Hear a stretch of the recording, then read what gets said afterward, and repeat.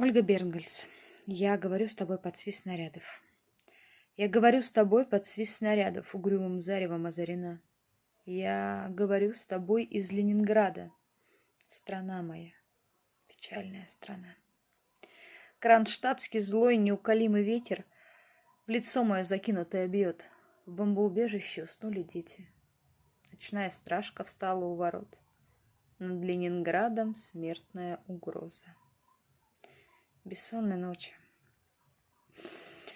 Тяжек день любой, но мы забыли, что такое слезы, что называлось страхом и мольбой.